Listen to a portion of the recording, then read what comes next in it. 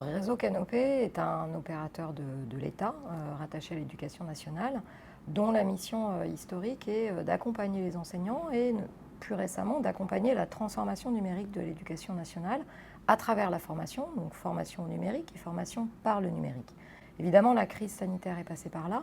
et ce que nous avons noté pendant la crise, après la crise, c'est qu'il manquait un espace, un média, si j'aime bien employer ce terme, pour faire le lien entre la filière EdTech, donc ces entreprises innovantes qui produisent des ressources numériques pour les enseignants, pour les élèves, pour les parents, et l'éducation nationale, dont les modes de fonctionnement, les modes d'accès, les modalités de marché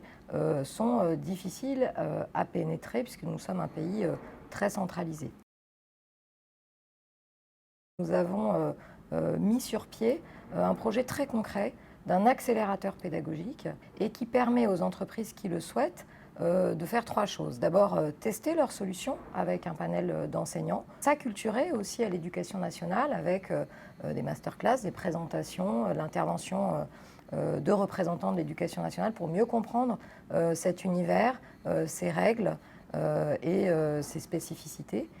Et puis enfin, on peut aussi mettre à disposition tous nos ingénieurs pédagogiques pour faire monter en puissance cette solution, vraiment encore l'adapter aux besoins des enseignants et dans un dernier temps, au bout de cet accompagnement, proposer une offre de formation nationale aux usages pédagogiques de cette EdTech à travers nos canaux de diffusion et notamment à travers le site Canotech qui propose des webinaires de formation à distance pour les profs et notamment de formation à l'usage de ces EdTech. Les critères sont élaborés au niveau du ministère de l'Éducation nationale avec ce qu'on appelle le cadre de confiance. Nous, Canopé, nous opérons ce cadre de confiance qui regroupe un certain nombre donc, de critères éthiques, respect de la donnée de l'élève, respect de la donnée de l'enseignant, pédagogique, en quoi cette solution numérique, cette ressource, ce logiciel va permettre d'améliorer la relation pédagogique. Et enfin, le critère technologique également, puisque les classes sont des espaces qui ne bénéficient pas toujours d'accès à un réseau. Il faut aussi pouvoir avoir des solutions qui s'adaptent à la réalité, à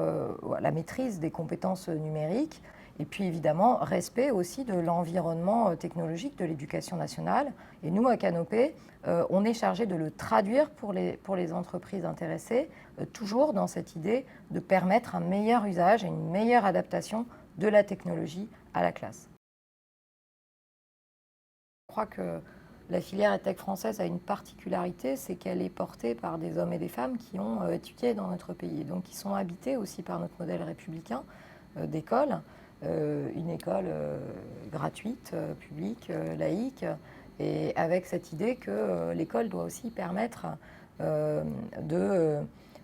garantir un égal accès à l'éducation à tous. Et c'est pour ça que dans la EdTech française, on a aussi ce terrain commun avec les associations qui sont autour de l'école, de partage de valeurs pour faire progresser l'accès à l'éducation pour tous. Et c'est vraiment sur ce terrain-là que peuvent se rencontrer ces univers qui peuvent paraître cloisonnés, mais qui ne le sont pas tant que ça.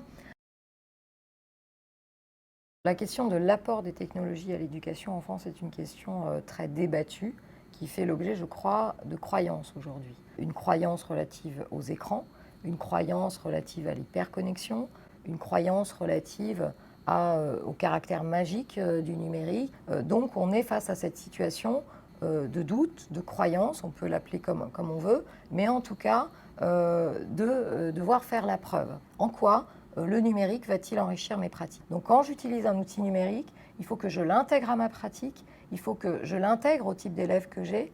Voilà, moi, ma conviction, c'est que sans formation aux usages pédagogiques de ces outils numériques, on restera dans la croyance, il faut passer par la formation.